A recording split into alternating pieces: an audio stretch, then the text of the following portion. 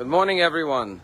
There's an old Jackie Mason line. He says, what's the difference between a kosher restaurant and a non-kosher restaurant? He said in a non-kosher restaurant, the maitre d' comes over and says, is everything okay? He says in a Jewish establishment, the maitre d' comes over and says, is anything okay? But while this is a joke, there's a lot of depth to this joke, because perhaps the right question in life to ask is not, is everything okay, but is anything okay? You see, when you ask, is everything okay, you're implying that unless everything is okay, you can't be grateful, you can't be happy, you can't be content, because not everything is okay. But the truth is, in no one's life is everything okay.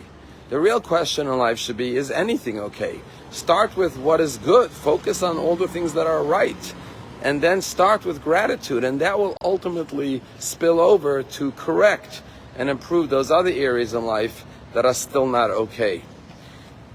In this week's Torah portion, Hazinu, there's a verse that says, Ki Shem Hashem Ekra, when you call out the name of God, Havu Godel Elokenu, ascribe greatness to God, which Rashi interprets to mean, bless God's name, show gratitude and appreciation. And we know in study after study, gratitude is the key to happiness and even to health.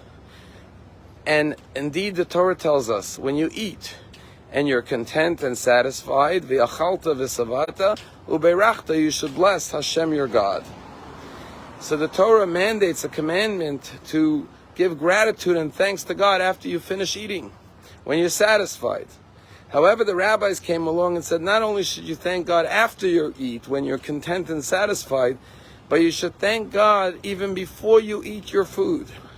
What is the reason why you're thanking God before you've eaten? You're still hungry. You're not satisfied. You're not content. Why thank God? And the answer is a very powerful answer. The answer is, since the food is in front of you and you can eat it, you now have the potential to be satisfied. And the Torah says, don't only thank God when you're actually satisfied and content, even thank God for the potential to be satisfied and fulfilled. And that's what Rosh Hashanah is all about. We just celebrated the new year. We're starting the new year now. No one knows what the new year holds. All the blessings of the new year have not begun yet, but we could already see the potential for all the good that could be achieved and accomplished and received during the coming year.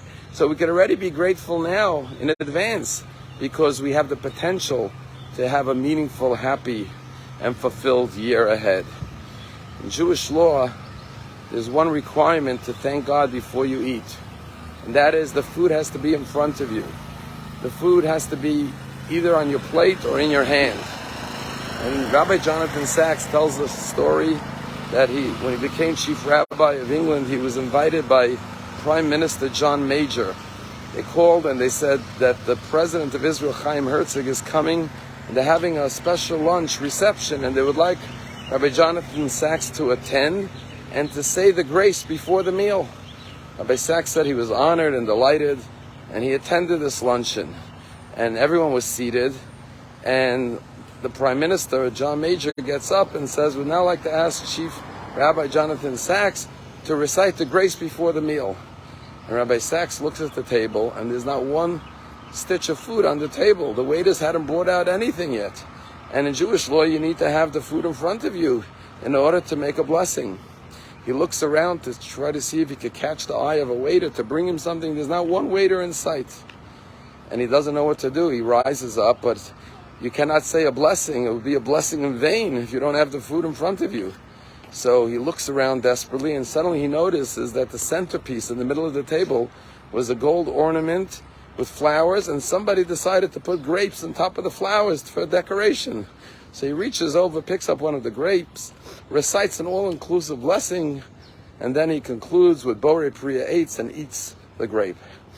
Afterwards, John Major said to him, I noticed, Rabbi, you were a little hesitant when I called on you for the grace before the meals. Didn't they tell you in advance that you'd be doing it?